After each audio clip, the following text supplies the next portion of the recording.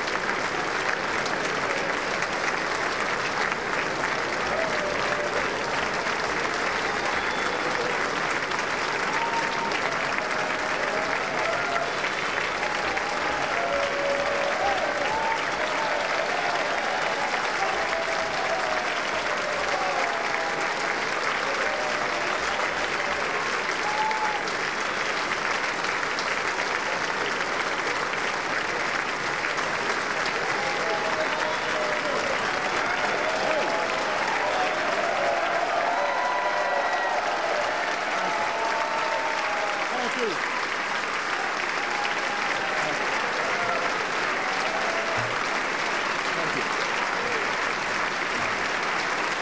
Thank you.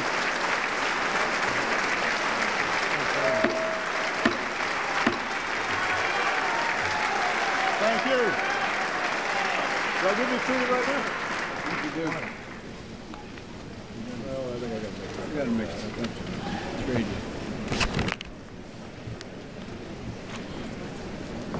Members of Congress, I have the high privilege and distinct honor of presenting to you the President of the United States. Thank you. Thank you. Thank you very much. Thank you. All right, Ken? Thank you. Thank you very much. Thank you so much. Thank you. Thank you very much. Thank you. Please, everybody else. Mr. Speaker, Mr. Vice President, members of Congress, fellow Americans. 51 years ago, John F. Kennedy declared to this chamber that the Constitution makes us not rivals for power, but partners for progress.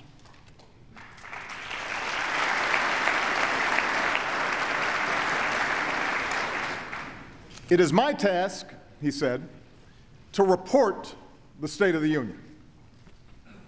To improve it is the task of us all. Tonight, thanks to the grit and determination of the American people, there is much progress to report. After a decade of grinding war, our brave men and women in uniform are coming home.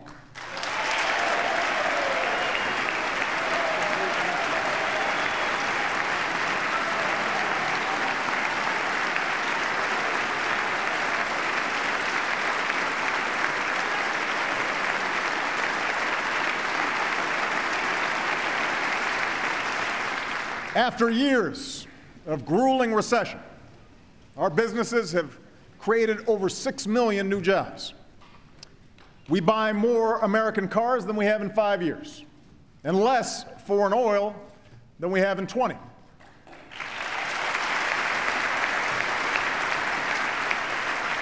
Our housing market is healing, our stock market is rebounding, and consumers, patients, and homeowners enjoy stronger protections than ever before. So, together, we have cleared away the rubble of crisis. And we can say with renewed confidence that the state of our union is stronger.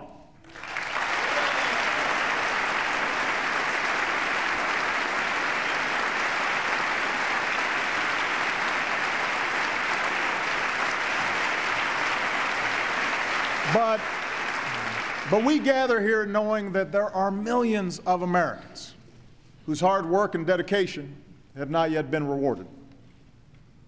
Our economy is adding jobs, but too many people still can't find full-time employment. Corporate profits have skyrocketed to all-time highs, but for more than a decade, wages and incomes have barely budged. It is our generation's task, then, to reignite the true engine of America's economic growth, a rising, thriving middle class.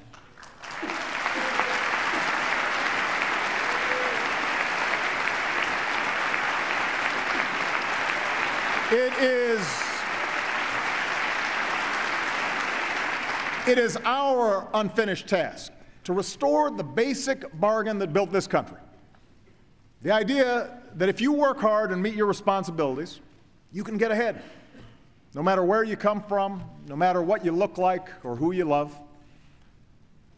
It is our unfinished task to make sure that this government works on behalf of the many, and not just the few, that it encourages free enterprise, rewards individual initiative, and opens the doors of opportunity to every child across this great nation.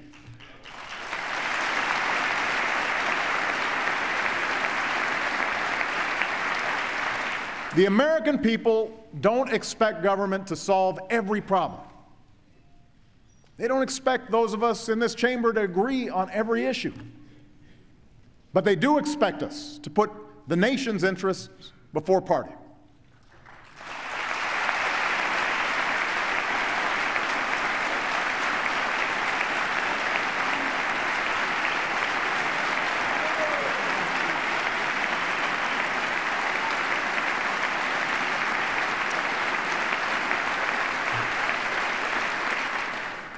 They do expect us to forge reasonable compromise where we can.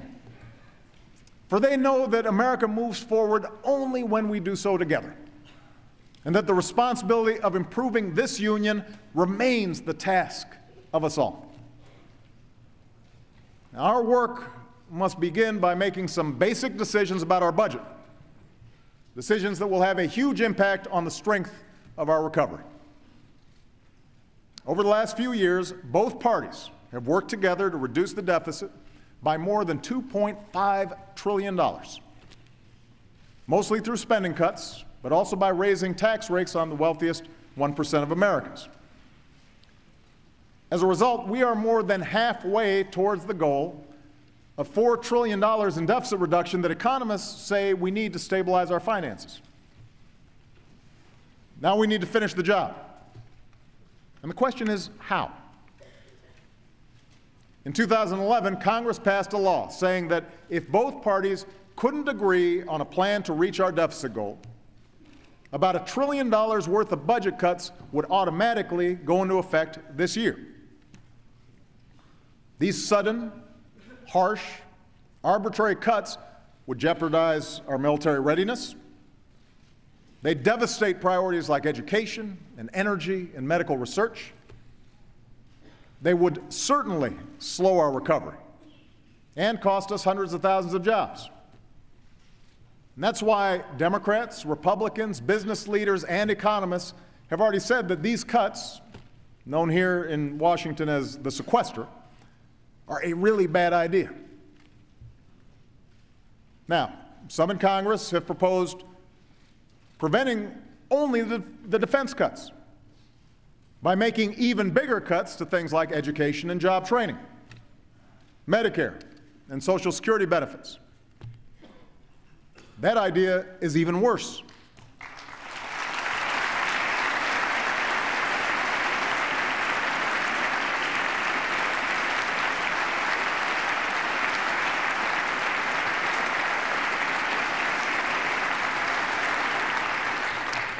Yes, the biggest driver of our long-term debt is the rising cost of health care for an aging population. And those of us who care deeply about programs like Medicare must embrace the need for modest reforms. Otherwise, our retirement programs will crowd out the investments we need for our children and jeopardize the promise of a secure retirement for future generations.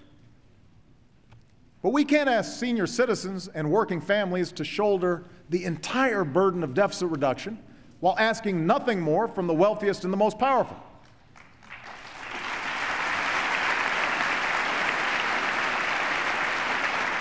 We won't grow the middle class simply by shifting the cost of health care or college onto families that are already struggling, or by forcing communities to lay off more teachers and more cops and more firefighters.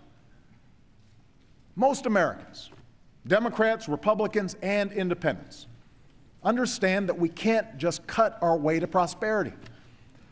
They know that broad-based economic growth requires a balanced approach to deficit reduction, with spending cuts and revenue, and with everybody doing their fair share. And that's the approach I offer tonight. On Medicare, I'm prepared to enact reforms that will achieve the same amount of health care savings by the beginning of the next decade as the reforms proposed by the bipartisan Simpson-Bowles Commission. Already, the Affordable Care Act is helping to slow the growth of health care costs. And the reforms I'm proposing go even further. We'll reduce taxpayer subsidies to prescription drug companies and ask more from the wealthiest seniors.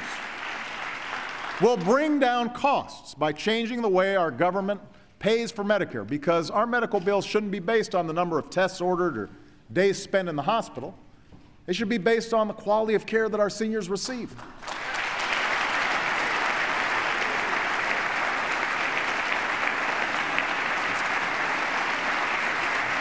And I am open to additional reforms from both parties, so long as they don't violate the guarantee of a secure retirement. Our government shouldn't make promises we cannot keep, but we must keep the promises we've already made.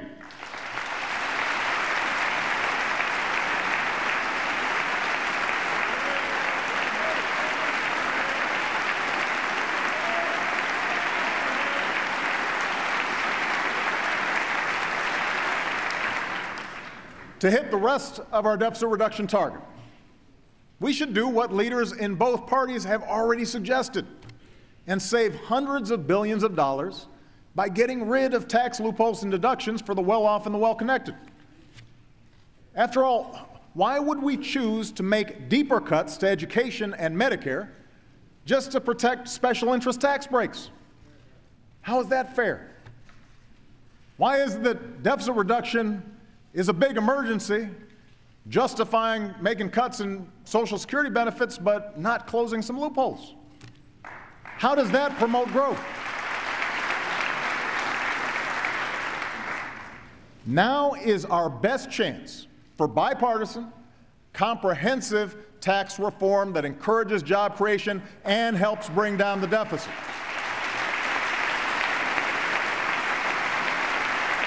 We can get this done.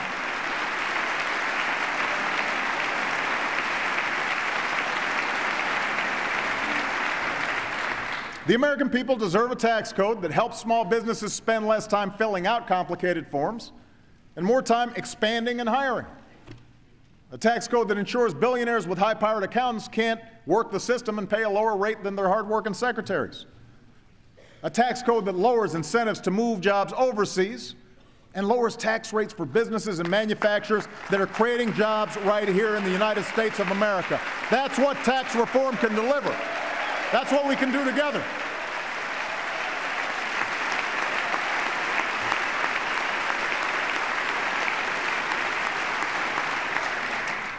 I realize that tax reform and entitlement reform will not be easy. The politics will be hard for both sides. None of us will get 100% of what we want. But the alternative will cost us jobs, hurt our economy, visit hardship on millions of hard-working Americans. So let's set party interests aside and work to pass a budget that replaces reckless cuts with smart savings and wise investments in our future. And let's do it without the brinksmanship that stresses consumers and scares off investors. The greatest nation on earth cannot keep conducting its business by drifting from one manufactured crisis to the next. We can't do it.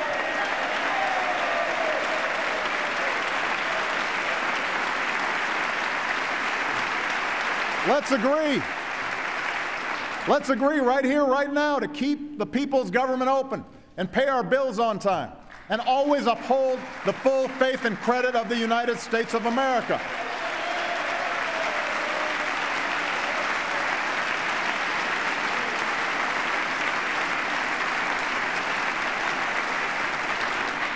The American people have worked too hard for too long, rebuilding from one crisis to see their elected officials cause another. Now, most of us agree that a plan to reduce the deficit must be part of our agenda. But let's be clear. Deficit reduction alone is not an economic plan.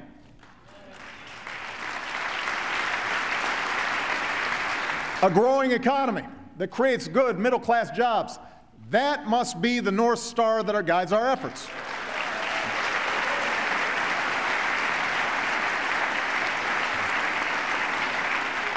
Every day, we should ask ourselves three questions as a nation.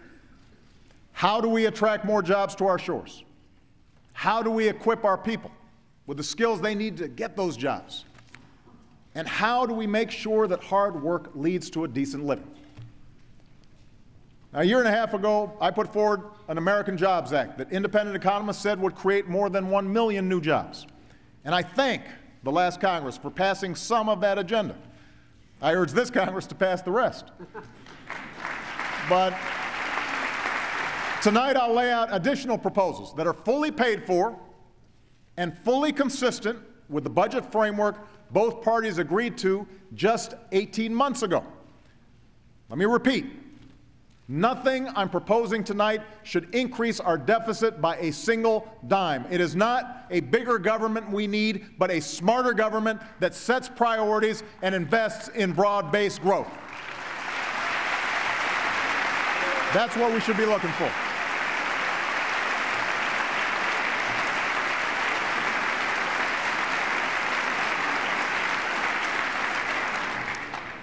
Our first priority is making America a magnet for new jobs in manufacturing. After shedding jobs for more than 10 years, our manufacturers have added about 500,000 jobs over the past 3. Caterpillar is bringing jobs back from Japan. Ford is bringing jobs back from Mexico. And this year, Apple will start making Macs in America again.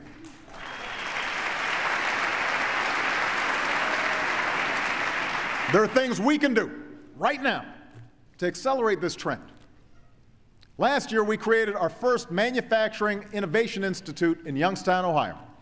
A once shuttered warehouse is now a state-of-the-art lab where new workers are mastering the 3D printing that has the potential to revolutionize the way we make almost everything. There's no reason this can't happen in other towns.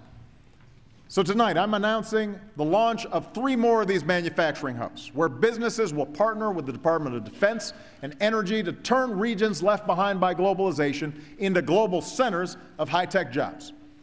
And I ask this Congress to help create a network of 15 of these hubs and guarantee that the next revolution in manufacturing is made right here in America. We can get that done.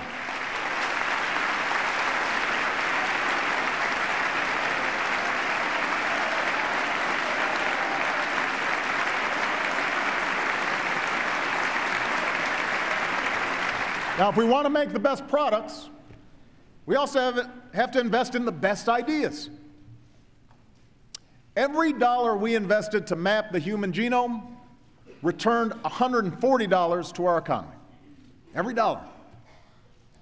Today, our scientists are mapping the human brain to unlock the answers to Alzheimer's. They're developing drugs to regenerate damaged organs, devising new materials to make batteries 10 times more powerful. Now is not the time to gut these job-creating investments in science and innovation. Now is the time to reach a level of research and development not seen since the height of the space race. We need to make those investments.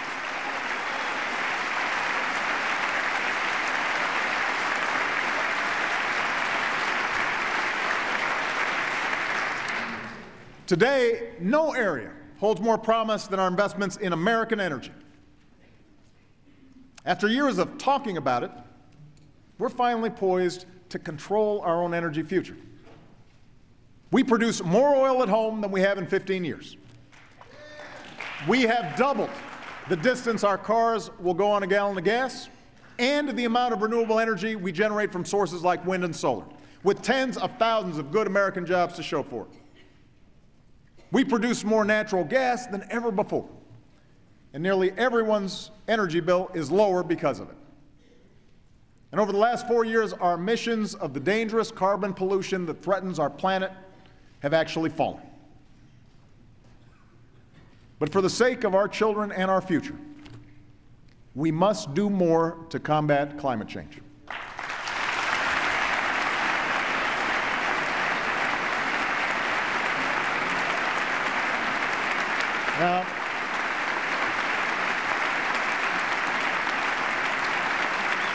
Now, it's true that no single event makes a trend.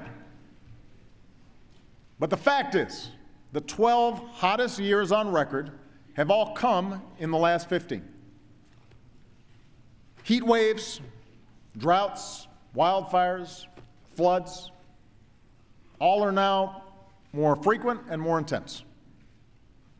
We can choose to believe that Superstorm Sandy and the most severe drought in decades and the worst wildfires some states have ever seen were all just a freak coincidence. Or we can choose to believe in the overwhelming judgment of science and act before it's too late.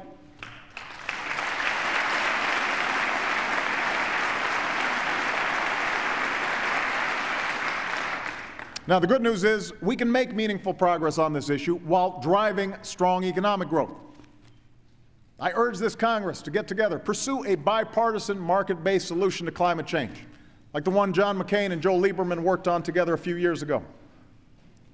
But if Congress won't act soon to protect future generations, I will. I will direct my cabinet to come up with executive actions we can take now and in the future to reduce pollution, prepare our communities for the consequences of climate change, and speed the transition to more sustainable sources of energy.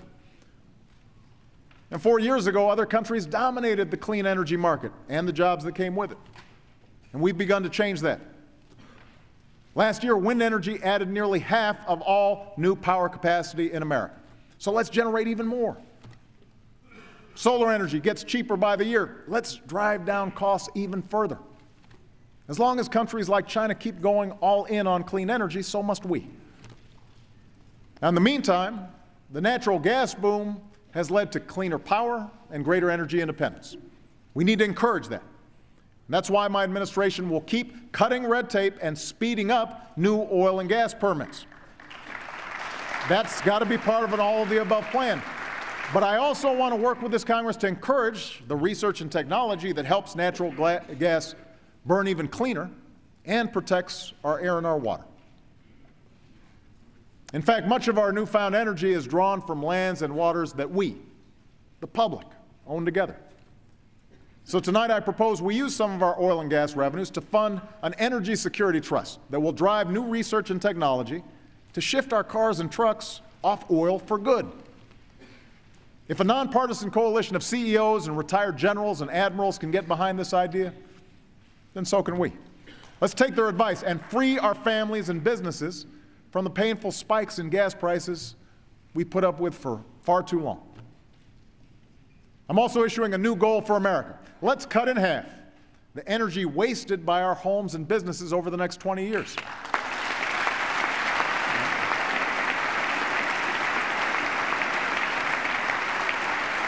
We'll work with the states to do it.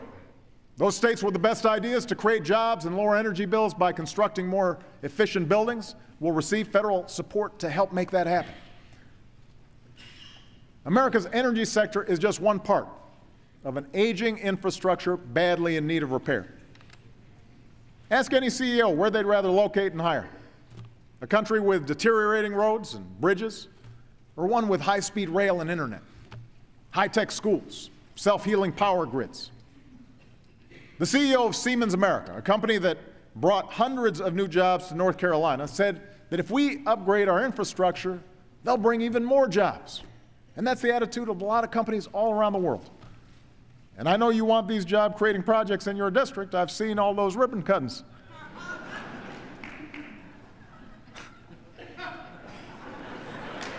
So, tonight, I propose a Fix-It-First program to put people to work as soon as possible on our most urgent repairs, like the nearly 70,000 structurally deficient bridges across the country.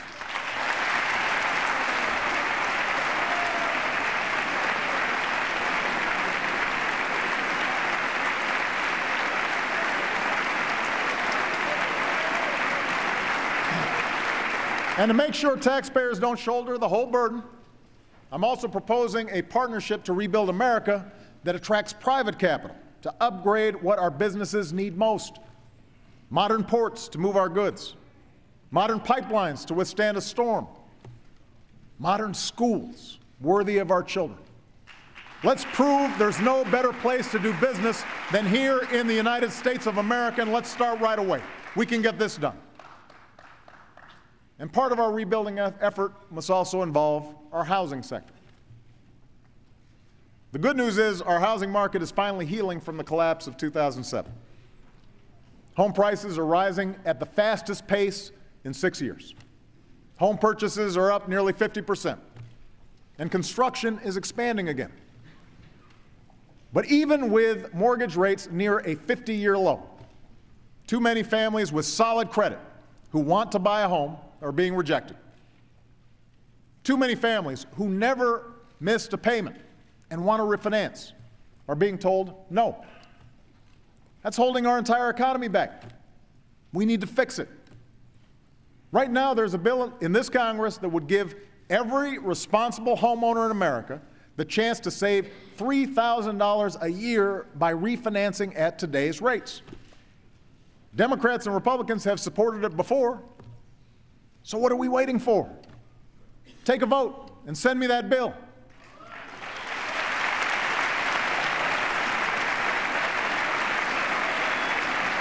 Why would we be against that?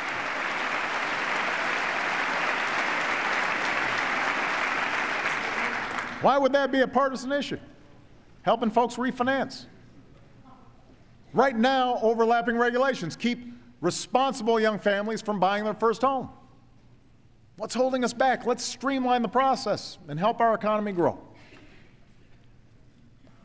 Now, these initiatives in manufacturing, energy, infrastructure, housing, all these things will help entrepreneurs and small business owners expand and create new jobs. But none of it will matter unless we also equip our citizens with the skills and training to fill those jobs.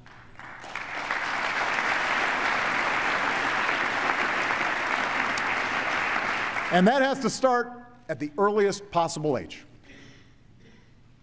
You know, study after study shows that the sooner a child begins learning, the better he or she does down the road. But today, fewer than 3 in 10 4-year-olds are enrolled in a high-quality preschool program. Most middle-class parents can't afford a few $100 a week for a private preschool. And for poor kids who need help the most, this lack of access to preschool education can shadow them for the rest of their lives. So tonight, I propose working with states to make high-quality preschool available to every single child in America. That's something we should be able to do.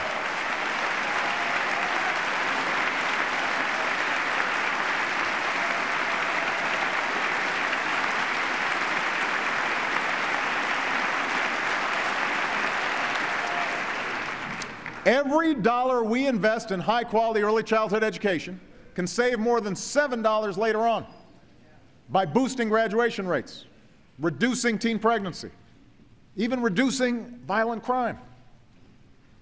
In states that make it a priority to educate our youngest children, like Georgia or Oklahoma, studies show students grow up more likely to read and do math at grade level, graduate high school, hold a job, form more stable families of their own. We know this works. So let's do what works and make sure none of our children start the race of life already behind. Let's give our kids that chance.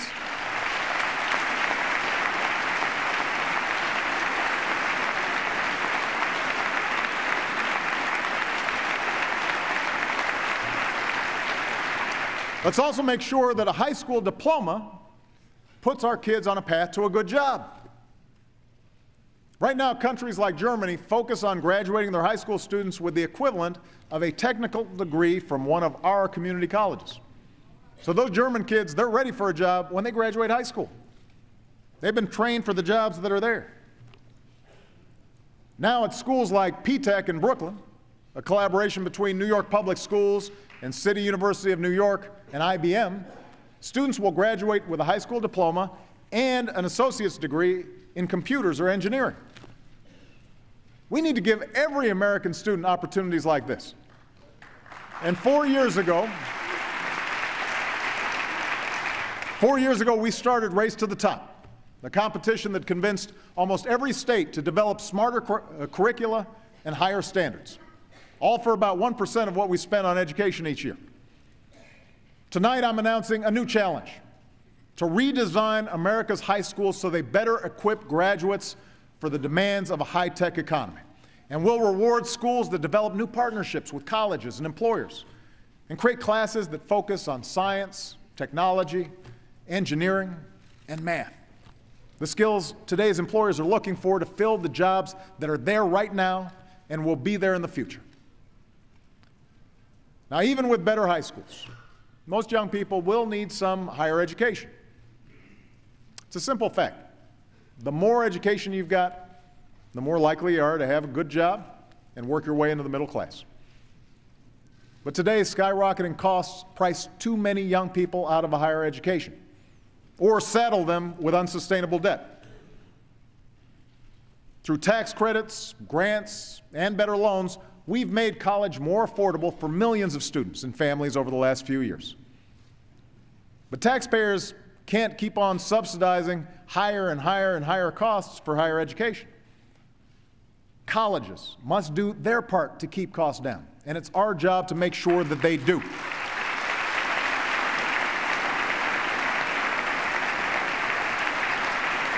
So tonight, I ask Congress to change the Higher Education Act so that affordability and value are included in determining which colleges receive certain types of federal aid. And tomorrow, my administration will release a new college scorecard that parents and students can use to compare schools based on a simple criteria: where you can get the most bang for your educational buck. Now, to grow our middle class, our citizens have to have access to the education and training that today's jobs require. But we also have to make sure that America remains a place where everyone who's willing to work, everybody who's willing to work hard, has the chance to get ahead. Our economy is stronger when we harness the talents and ingenuity of striving, hopeful immigrants. And right now, leaders from the business, labor, law enforcement, faith communities, they all agree that the time has come to pass comprehensive immigration reform. Now's the time to do it. Now's the time to get it done. Now's the time to get it done.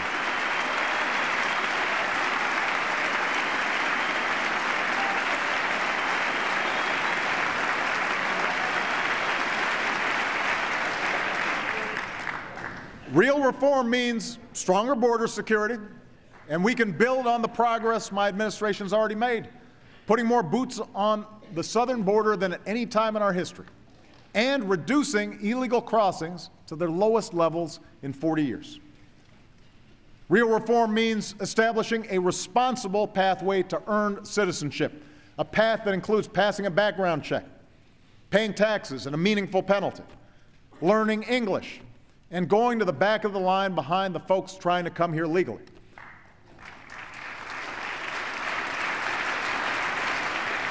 And real reform means fixing the legal immigration system to cut waiting periods and attract the highly skilled entrepreneurs and engineers that will help create jobs and grow our economy.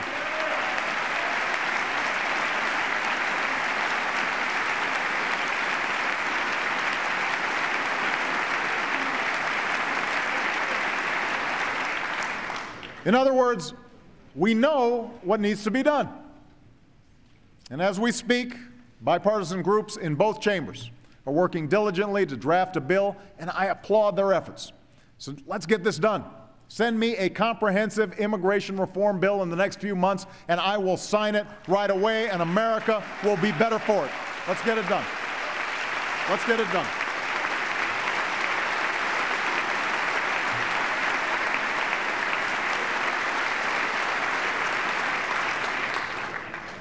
But we can't stop there. We know our economy is stronger when our wives, our mothers, our daughters can live their lives free from discrimination in the workplace and free from the fear of domestic violence. Today, the Senate passed the Violence Against Women's Act that Joe Biden originally wrote almost 20 years ago, and I now urge the House to do the same.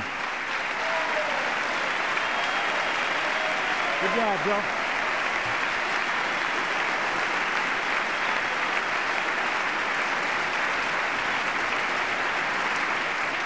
And I ask this Congress to declare that women should earn a living equal to their efforts, and finally pass the Paycheck Fairness Act this year.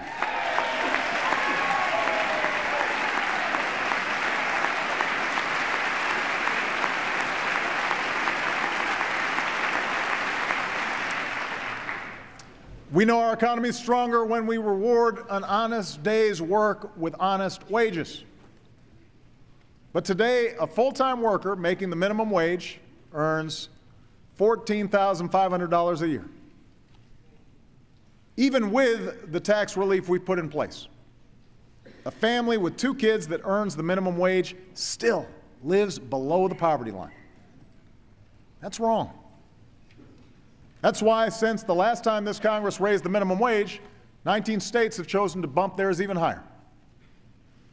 Tonight, let's declare that in the wealthiest nation on earth, no one who works full-time should have to live in poverty, and raise the federal minimum wage to $9 an hour. We should be able to get that done.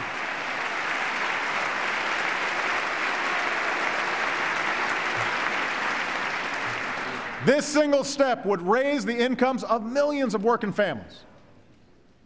It could mean the difference between groceries or the food bank, rent or eviction, scraping by or finally getting ahead.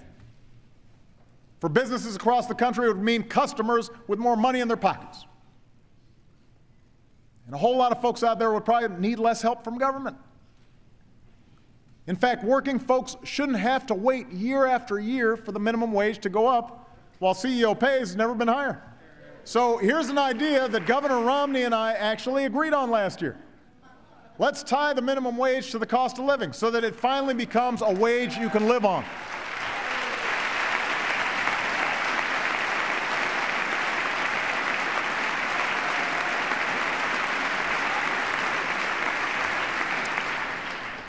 Tonight, let's also recognize that there are communities in this country where, no matter how hard you work, it is virtually impossible to get ahead. Factory towns decimated from years of plants packing up, inescapable pockets of poverty, urban and rural, where young adults are still fighting for their first job. America is not a place where the chance of birth or circumstance should decide our destiny.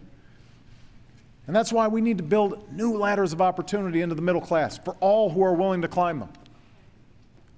Let's offer incentives to companies that hire Americans who've got what it takes to fill that job opening, but have been out of work so long that no one will give them a chance anymore. Let's put people back to work rebuilding vacant homes in rundown neighborhoods. And this year, my administration will begin to partner with 20 of the hardest hit towns in America to get these communities back on their feet. Now, we'll work with local leaders to target resources at public safety and education and housing.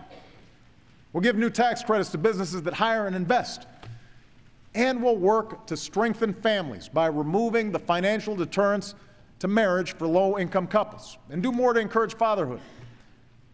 Because what makes you a man isn't the ability to conceive a child, it's having the courage to raise one. And we want to encourage that. We want to help that.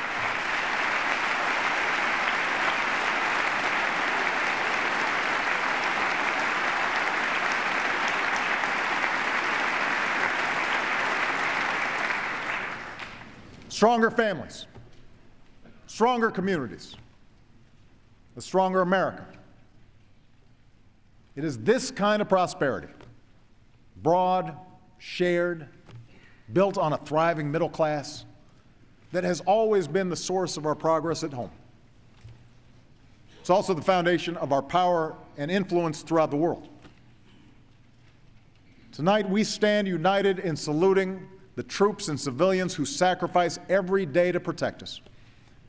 Because of them, we can say with confidence that America will complete its mission in Afghanistan and achieve our objective of defeating the core of al-Qaeda.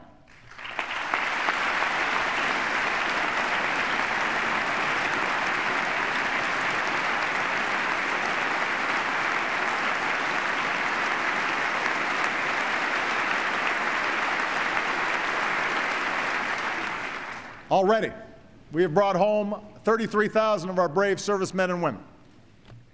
This spring, our forces will move into a support role while Afghan security forces take the lead.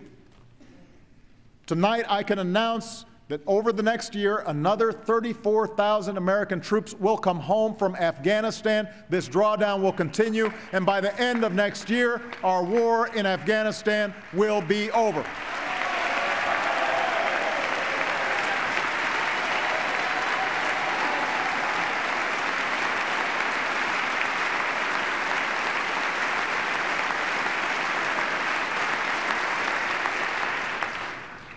Beyond 2014, America's commitment to a unified and sovereign Afghanistan will endure. But the nature of our commitment will change. We're negotiating an agreement with the Afghan government that focuses on two missions: training and equipping Afghan forces so that the country does not again slip into chaos, and counterterrorism efforts that allow us to pursue the remnants of al-Qaeda and their affiliates. Today, the organization that attacked us on 9/11 is a shadow of its former self.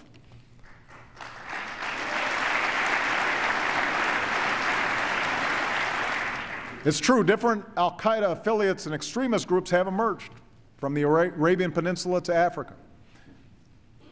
The threat these groups pose is evolving. But to meet this threat, we don't need to send tens of thousands of our sons and daughters abroad or occupy other nations. Instead, we'll need to help countries like Yemen, Libya, and Somalia provide for their own security, and help allies who take the fight to terrorists, as we have in Mali. And where necessary, through a range of capabilities, we will continue to take direct action against those terrorists who pose the gravest threat to Americans.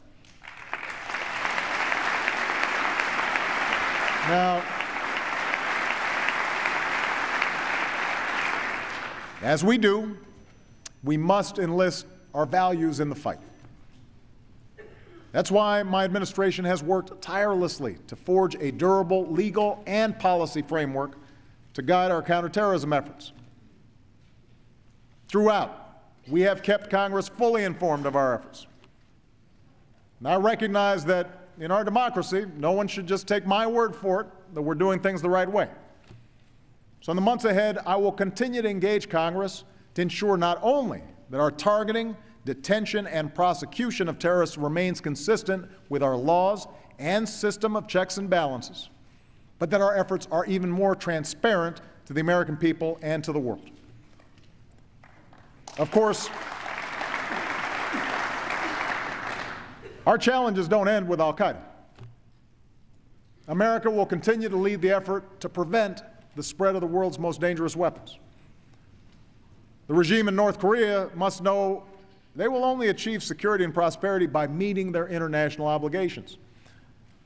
Provocations of the sort we saw last night will only further isolate them as we stand by our allies, strengthen our own missile defense, and lead the world in taking firm action in response to these threats. Likewise, the leaders of Iran must recognize that now's the time for a diplomatic solution, because a coalition stands united in demanding that they meet their obligations, and we will do what is necessary to prevent them from getting a nuclear weapon.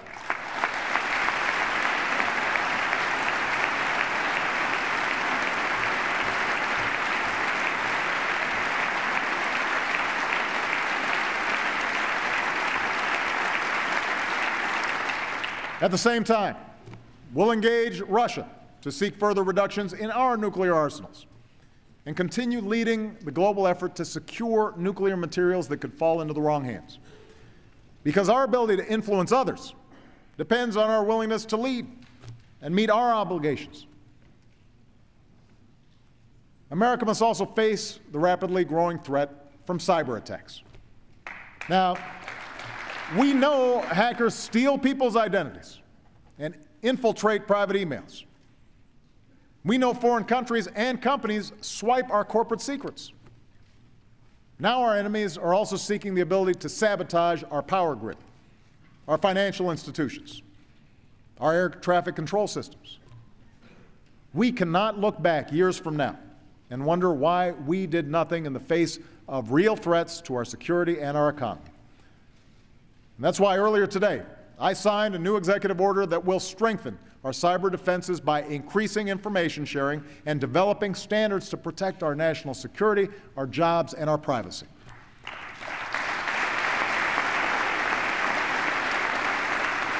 But now Congress must act as well by passing legislation to give our government a greater capacity to secure our networks and deter attacks.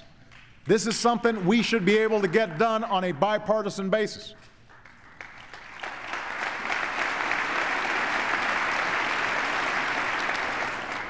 Now, even as we protect our people, we should remember that today's world presents not just dangers, not just threats, it presents opportunities. To boost American exports, support American jobs, and level the playing field in the growing markets of Asia, we intend to complete negotiations on a Trans-Pacific Partnership.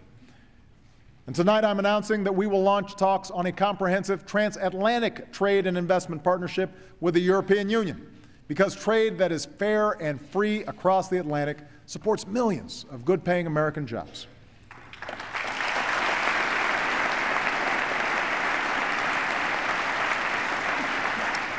We also know that progress in the most impoverished parts of our world enriches us all, not only because it creates new markets, more stable order in certain regions of the world, but also because it's the right thing to do. You know, in many places, people live on little more than $1 a day. So the United States will join with our allies to eradicate such extreme poverty in the next 2 decades by connecting more people to the global economy, by empowering women, by giving our young and brightest minds new opportunities to serve, and helping communities to feed, empower, and educate themselves, by saving the world's children from preventable deaths, and by realizing the promise of an AIDS-free generation, which is within our reach.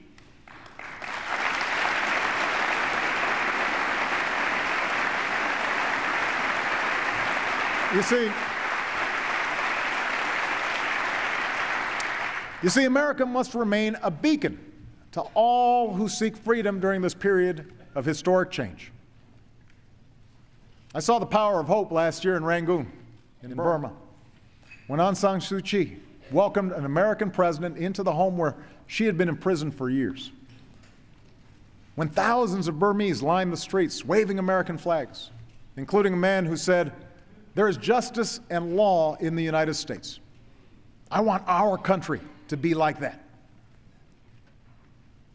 In defense of freedom, we'll remain the anchor of strong alliances from the Americas to Africa, from Europe to Asia.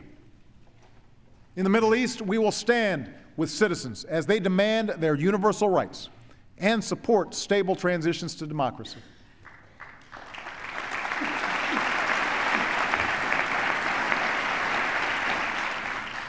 We know the process will be messy, and we cannot presume to dictate the course of change in countries like Egypt, but we can and will insist on respect for the fundamental rights of all people. We'll keep the pressure on a Syrian regime that has murdered its own people and support opposition leaders that respect the rights of every Syrian. And we will stand steadfast with Israel in pursuit of security and a lasting peace.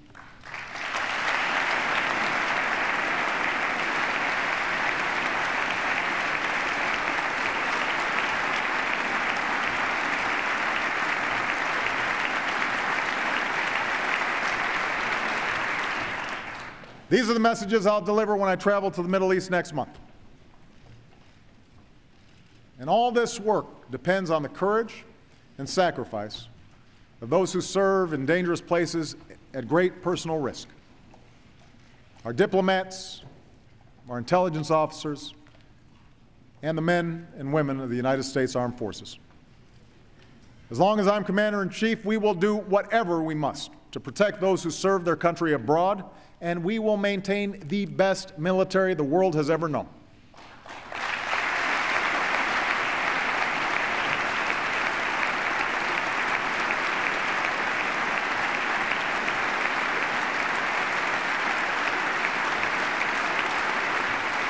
We'll invest in new capabilities, even as we reduce waste and wartime spending. We will ensure equal treatment for all service members and equal benefits for their families, gay and straight.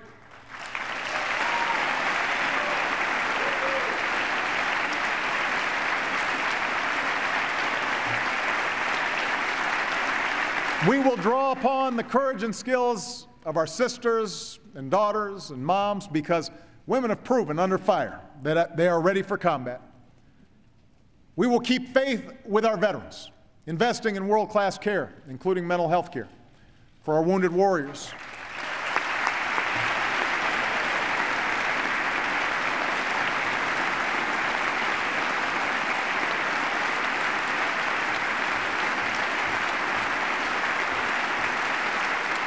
Supporting our military families, giving our veterans the benefits and education and job opportunities that they have earned. And I want to thank my wife, Michelle, and Dr. Jill Biden for their continued dedication to serving our military families as well as they have served us. Thank you, honey. Thank you, Jill.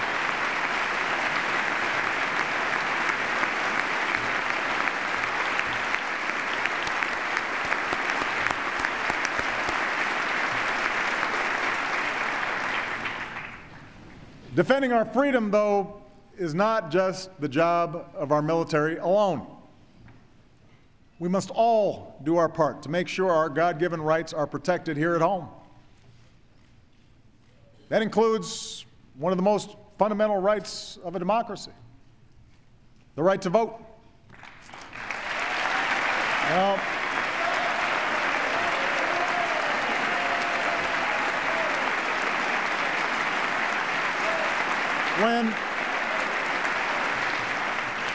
when any American, no matter where they live or what their party, are denied that right because they can't afford to wait for 5 or 6 or 7 hours just to cast their ballot, we are betraying our ideals.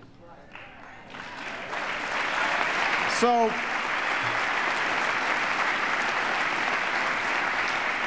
tonight I'm announcing a nonpartisan commission to improve the voting experience in America, and it definitely needs improvement. I'm asking 2 longtime experts in the field who, by the way, recently served as the top attorneys for my campaign and for Governor Romney's campaign, to lead it. We can fix this, and we will. The American people demand it, and so does our democracy.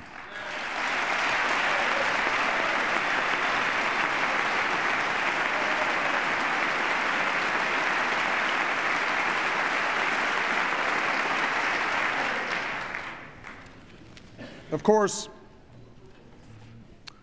what I've said tonight matters little if we don't come together to protect our most precious resource, our children. It has been 2 months since Newtown. I know this is not the first time this country has debated how to reduce gun violence, but this time is different. Overwhelming majorities of Americans, Americans who believe in the Second Amendment, have come together around common sense reform, like background checks that will make it harder for criminals to get their hands on a gun. Senators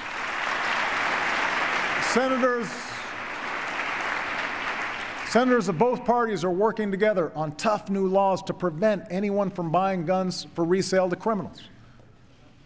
Police chiefs are asking our help to get weapons of war and massive ammunition magazines off our streets because these police chiefs, they're tired of seeing their guys and gals being outgunned. Each of these proposals deserves a vote in Congress.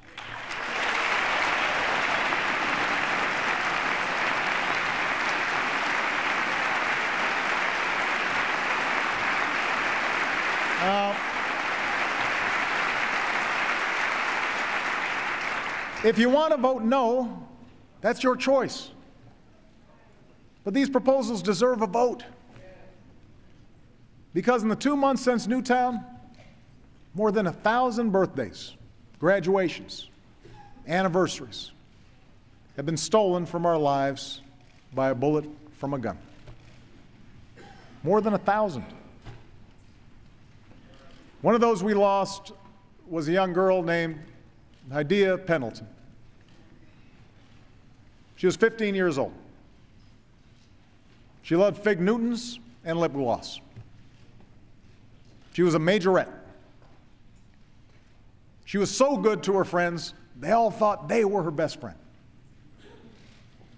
Just 3 weeks ago, she was here in Washington with her classmates, performing for her country at my inauguration.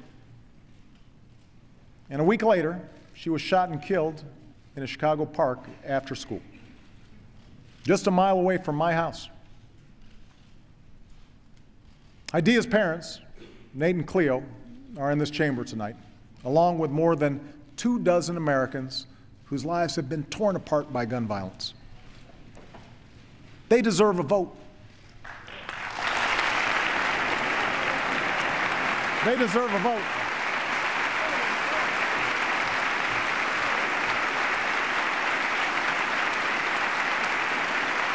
They deserve a vote.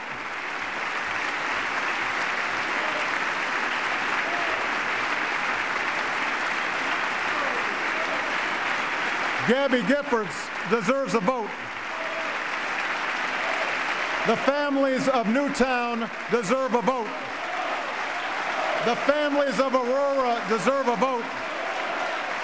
The families of Oak Creek and Tucson and Blacksburg and the countless other communities ripped open by gun violence, they deserve a simple vote.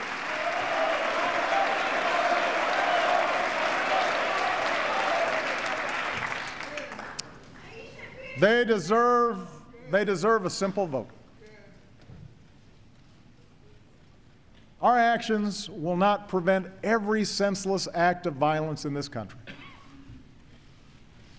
In fact, no laws, no initiatives, no administrative acts will perfectly solve all the challenges I've outlined tonight. But we were never sent here to be perfect. We were sent here to make what difference we can, to secure this nation, expand opportunity, uphold our ideals through the hard, often frustrating, but absolutely necessary work of self-government. We were sent here to look out for our fellow Americans, the same way they look out for one another, every single day, usually without fanfare, all across this country. We should follow their example. We should follow the example of a New York City nurse named Menchu Sanchez. When Hurricane Sandy plunged her hospital into darkness, she wasn't thinking about how her own home was faring. Her mind was on the 20 precious newborns in her care and the rescue plan she devised that kept them all safe. We should follow the example of a North Miami woman named Desaline Victor. When Desaline arrived at her polling place, she was told the wait to vote might be 6 hours. And as time ticked by, her concern was not with her tired body or aching feet, but whether folks like her would get to have their say. And hour after hour, a throng of people stayed in line to support her. Because Desaline is 102 years old. And they erupted in cheers when she finally put on a sticker that read, "I voted." Well,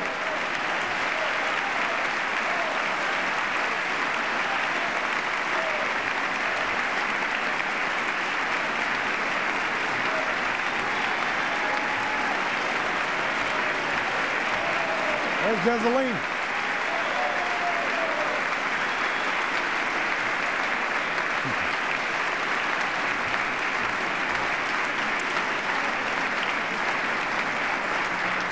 We should follow the example of a police officer named Brian Murphy. When a gunman opened fire on a Sikh temple in Wisconsin,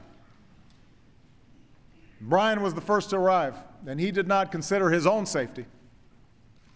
He fought back until help arrived and ordered his fellow officers to protect the safety of the fellow Americans worshiping inside, even as he lay bleeding from 12 bullet wounds. And when asked how he did that, Brian said, that's just the way we're made. That's just the way we're made.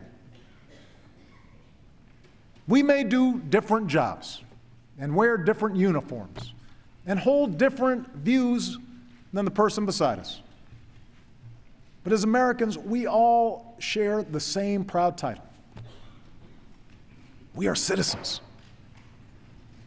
It's a word that doesn't just describe our nationality or our legal status. It describes the way we're made. It describes what we believe.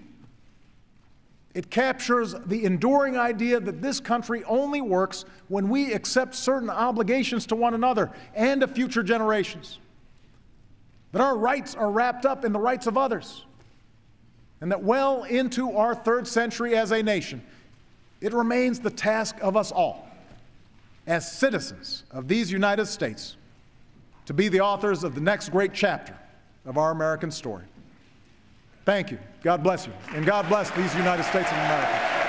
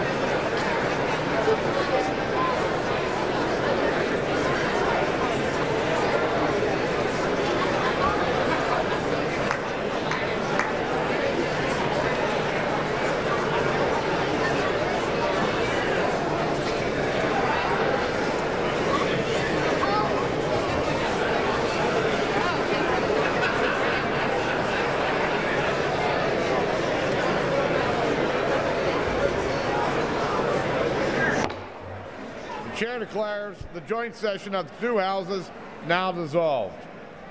Will come to order. The gentleman from Virginia seek recognition. Mr. Speaker, I move that the message of the President be referred to the Committee of the Whole House on the State of the Union and ordered printed. Without objection, the chair lays before the House a communication.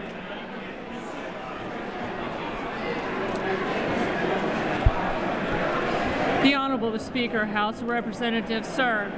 Pursuant to the permission granted in Clause 2H of Rule 2 of the Rules of the U.S. House of Representatives, the clerk received the following message from the Secretary of the Senate on February 12, 2013 at 4:27 p.m. that the Senate passed Senate 47, Appointments, Commission on Long-Term Care. Signed sincerely, Karen L. Haas. Does the gentleman from Virginia have a motion? Mr. Speaker, I move that the House do now adjourn. The question is on the motion to adjourn. Those in favor indicate by saying aye. Those opposed, no. The ayes have it. The motion is agreed to. Accordingly, the House stands adjourned until 10 a.m. tomorrow for morning hour debate.